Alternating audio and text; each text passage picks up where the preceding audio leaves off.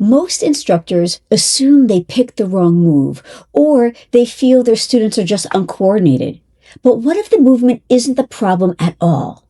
In today's episode, I'm going to be talking about cognitive overload and one simple shift that can completely change how your classes feel. Let's get into it. If you're a dance or fitness instructor who wants to grow your classes, boost income, and turn your passion into a real business, you're in the right place. Each week, I'll share the exact strategies, lessons, and truth smacks from building a thriving belly dance fitness brand.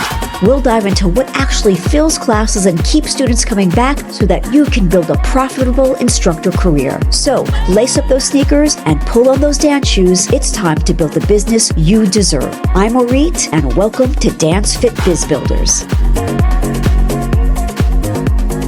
So, have you ever taught a class and suddenly the room looks like a frickin' traffic jam? If you've been teaching for any length of time, I'm sure you've seen this happen.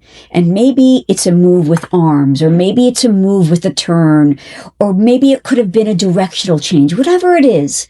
1 minute, everyone's got it, and the next minute, people are off, heading the wrong way, and looking around the room, figuring out what the heck just happened. See, most instructors assume it's the actual movement that's the problem, but a lot of the times it isn't. The real issue is that we've increased the amount of information the brain has to process all at once, folks. And you know with what formats I mean. Those formats that are sort of Zumba-esque, where everything is just thrown at them at once. Think about a simple step touch, folks.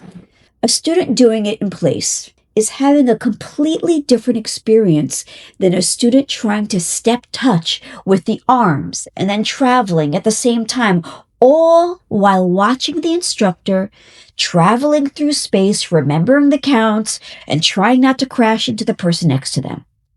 See, the movement may be the same, but the demand on the brain isn't. And here's what I think a lot of instructors get stuck. We assume the answer is more repetition, more practice. Let's do it again, folks. But sometimes students don't need another repetition. Sometimes they just need less information. They need the movement organized differently. They need the complexity introduced gradually instead of all at once. Let's take something as basic as a 3-step touch. Most instructors think of it as simple. But even a 3-step touch requires timing, weight transfer, balance, coordination, and spatial awareness, right? If I were teaching it, I'd probably start with a march so everyone can find the beat. Then I'd introduce the 3 steps and a touch. Have them settle into that rhythm. Once they've got that, I'd have them traveling forward and back. Then I'd layer in the arms. Notice what's happening. The physical challenge hasn't changed much, but the processing demand has. And that's usually where you learn whether students truly own the movement or whether they're still trying to organize the movement. See, this is not criticism of the student.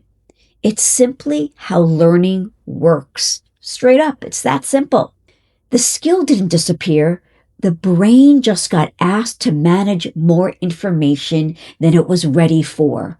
And to me, this is one of the most important skills an instructor can develop, knowing how to organize movement so students experience success before complexity. Because students don't quit because they're incapable. Most of the time, they quit because they're overwhelmed. And great teaching helps prevent that from happening. So the answer isn't to teach less.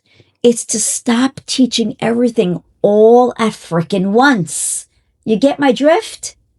So if you've wondered why some students pick up movement quickly while others struggle, or why your classes feel chaotic when you add a complexity, this is exactly the kind of teaching skill we work on inside the Sharkey Instructor Academy and the Sharkey Beat and Block Coaching. I'd love for you to come into my world. Just click the link in the show notes and I'd love to hop on a chat. All right, folks, until next episode, I want you to go and kick ass.